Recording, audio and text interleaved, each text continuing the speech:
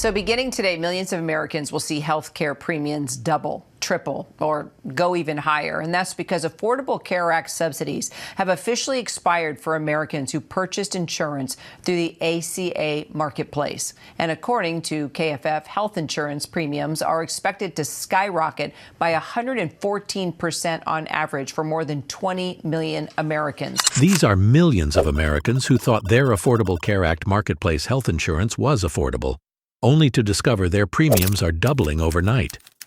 This is the 2026 rate shock that's hitting households across the country right now, and the numbers are absolutely staggering. On January 1st, 2026, enhanced premium tax credits that had been keeping ACA health insurance affordable for over 20 million Americans simply vanished. What happened next was the largest premium spike in the history of American health insurance. We're talking about an average increase of 114% for marketplace enrollees, their monthly payments jumping from $888 in 2025 to $1,904 in 2026. What makes this crisis even more shocking is that it was completely preventable, and it's happening against a backdrop of the highest health insurance cost increases we've seen in decades. Medicare premiums are up the most in 4 years. Employer-sponsored insurance costs are climbing at the highest rate in 15 years. And now marketplace premiums have delivered what experts are calling the highest out-of-pocket cost increase for all types of coverage in history. Let me paint you a picture of what this looks like in real dollars for real families. Take a single person making $22,000 a year. That's 140% of the federal poverty level. Last year, they qualified for a zero-premium silver plan with cost-sharing reductions. Today, they're looking at $66 a month, or $786 more per year, just to maintain the same essential health benefits coverage. For households earning over 400% of the federal poverty line, the situation becomes even more brutal. The Urban Institute projects these families will see their annual premiums explode from $4,400 to $8,500, more than doubling their healthcare costs in a single year. These aren't abstract statistics. Salt Lake City filmmaker Stan Clausen was paying just under $350 a month for his premiums last year. That number jumped to nearly $500 a month in 2026. Social worker Provost's story is even more dramatic. Her monthly premium skyrocketed from $85 to nearly $750. That's an increase of almost 800%. The geographic impact varies dramatically across the country, creating a patchwork of pain. In states that run their own marketplaces, benchmark silver premiums are rising an average of 17%. But in states that rely on healthcare.gov, these same premiums are climbing 30%. States like Arkansas, Illinois, Indiana, and Washington are seeing increases that exceed 20% across the board. What's driving this unprecedented spike? The answer lies in a perfect storm of factors that have been building for months. First, there's the obvious culprit, the expiration of enhanced premium tax credits that had been in place since 2021. These subsidies weren't just helpful, they were transformational. Since their introduction, marketplace enrollment nearly doubled from 11.4 million in 2020 to 21.4 million by 2025. But the subsidy expiration is only part of the story. Insurers are grappling with skyrocketing costs that go far beyond what most people realize. Hospital costs continue to climb relentlessly, but there's a new player driving up expenses that might surprise you. GLP-1 drugs like Ozempic. These medications have become a massive cost driver for insurers. In one Minnesota school district, GLP-1 drugs represent just 2% of all prescriptions, but account for a staggering 56% of total drug spending. Industry experts project these medications alone could increase employer health premiums by up to 14%. Starting January 1, 2026, most major insurers, including Blue Cross, Blue Shield, Cigna, Harvard Pilgrim, and United Healthcare, began restricting coverage for these drugs to only patients with type 2 diabetes, cutting off weight loss prescriptions that had been covered previously. Then there's the tariff factor that few people are talking about. The new administration has proposed pharmaceutical tariffs reaching 150% by 2026 and 250% by 2027.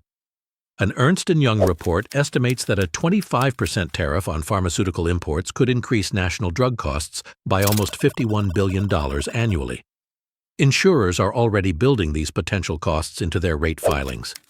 United Healthcare's Oregon filing explicitly states they've added 2.9% to claims costs specifically to account for tariff uncertainty, translating to roughly 2.7% higher premiums.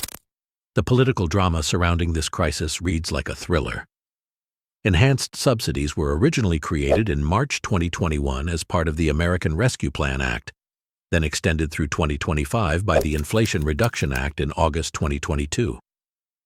As 2025 drew to a close, Congress faced mounting pressure to extend these subsidies again. What followed was a 43-day government shutdown over medical subsidies, the longest in American history. Democrats, led by House Minority Leader Hakeem Jeffries, launched a discharge petition to force a House vote. The Lower Healthcare Costs Act, which would have extended subsidies until 2028, failed to garner the 60 votes needed in the Senate. On December 31, 2025, the subsidies officially expired. Within 8 days, something remarkable happened. On January 8, 2026, the House voted 230 to 196 to pass a 3-year extension of enhanced subsidies, with 17 Republicans crossing party lines to join all Democrats. House Speaker Mike Johnson, clearly frustrated with his own party members, said, "I think it's a really bad policy, and I wish they hadn't, but everybody had a vote." The Republican senators who broke ranks included Susan Collins of Maine, Josh Hawley of Missouri, and both Lisa Murkowski and Dan Sullivan from Alaska. But the bill's fate in the Senate remains uncertain. Majority Leader John Thune has stated there's no appetite for an extension in the upper chamber. The human cost of this political gridlock is already becoming visible. By early January 2026, about 1.5 million people had already dropped their marketplace coverage. This creates a classic adverse selection problem in the risk pool, where healthier enrollees exit first, leaving behind a sicker, more expensive population that drives premiums even higher. For the first time since 2020, year-over-year marketplace enrollment is declining. Health policy analyst Jared Orteliza noted that compared to the same time last year, fewer people are signed up for marketplace plans. Some people simply can't afford the new rates. Robert Sori, a marketplace enrollee who dropped his coverage, put it bluntly, "When you don't have any income coming in, it doesn't matter how cheap it is. It's not affordable." The ripple effects extend far beyond individual families. According to the Congressional Budget Office, without enhanced subsidies, 2.2 million more Americans will become uninsured in 2026, with that number growing to 3.7 million in 2027 and averaging 3.8 million annually through 2034. The Commonwealth Fund projects even higher numbers, estimating 4.8 million additional uninsured Americans in 2026 alone, a 21% increase in the uninsured population. This human toll translates into broader economic consequences. The Commonwealth Fund calculates that failing to extend subsidies could decrease total national economic output by $57 billion and eliminate 286,000 jobs nationwide, including 130,000 healthcare positions. Meanwhile, employer-sponsored insurance isn't providing refuge from rising costs. The average cost per employee reached $17,496 in 2025, a 6% increase well above inflation and wage growth. For 2026, employers are bracing for an even higher increase of 6.7%, pushing average costs above $18,500 per employee, the highest increase since 2010. Small businesses are getting hit particularly hard. Across 16 states and Washington, D.C., the insurers have proposed median rate increases of 12% for small group markets. In Colorado alone, companies are seeking an average 13.6% premium increase, affecting approximately 172,000 residents. Some states have tried to step in with their own solutions using Section 1332 waivers and state funding. New Mexico is the only state fully replacing expired federal subsidies with $17 million in enhanced premium assistance for 2026. California allocated $190 million to replace subsidies for individuals earning up to 165% of the federal poverty level. Massachusetts invested an extra $250 million into its Connector Care marketplace, bringing total funding to $600 million. Colorado committed up to $100 million to reduce premium increases, while Connecticut dedicated $70 million to offset expired subsidies. States that expanded Medicaid under the ACA have additional flexibility to provide coverage alternatives, though these don't fully replace marketplace subsidies. During the current open enrollment period, families are struggling to understand their options. The Children's Health Insurance Program, or CHIP, provides some relief for families with children, but doesn't address the marketplace premium crisis affecting working adults and families who earn too much for Medicaid but still qualify for premium assistance.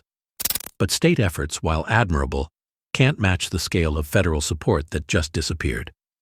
As many as 21 states have lost at least one insurer from their marketplaces, and Aetna has dropped out of the market altogether. The insurance industry is facing its own challenges. Chima Ndumele, a health policy professor at Yale School of Public Health, didn't mince words. We are seeing the most regressive health insurance policies in our lifetime. The Century Foundation echoed this sentiment, noting that 2026 represents unprecedented cost increases across all types of health coverage simultaneously. Looking ahead, the path forward remains unclear. A bipartisan group of senators claims they're close to a compromise deal that could include a 2-year extension with modifications. One proposal would deposit funds into health savings accounts instead of paying insurers directly in the second year, along with potential income caps to satisfy Republican demands. The Hyde Amendment controversy adds another layer of complexity. Many conservatives want to ensure that extended tax credits won't provide federal funding for abortion services, while Democrats oppose such restrictions. Interestingly, former President Trump reportedly told House Republicans to be flexible on the Hyde Amendment, though many Republicans continue to insist on these protections. According to the Congressional Budget Office, extending enhanced subsidies would increase the federal deficit by about $80.6 billion over the next decade. Republicans argue this represents unsustainable spending and point to fraud concerns, particularly citing investigations in Minnesota. Democrats counter that the economic and human costs of not extending subsidies far outweigh the fiscal impact. What we're witnessing in 2026 isn't just a health insurance crisis. It's a fundamental test of America's commitment to affordable health care. The enhanced subsidies that expired weren't just numbers on a government spreadsheet. They represented the difference between health care access and financial hardship for millions of families. The irony is stark. Just as the marketplace was hitting its stride, with record enrollment and historically low uninsured rates, political dysfunction has thrown the system into chaos. The Biden administration's 4 consecutive years of record-high enrollment, reaching nearly 24 million people in 2025, now faces the prospect of dramatic reversal. The 2026 rate shock represents more than premium increases. It's a snapshot of American healthcare at a crossroads. Whether Congress can forge a bipartisan solution remains to be seen, but for millions of families facing doubled premiums and impossible choices, the clock is ticking. The promise of affordable health care hangs in the balance, and the decisions made in the coming weeks will determine whether America moves forward or takes a giant step backward in its ongoing healthcare journey.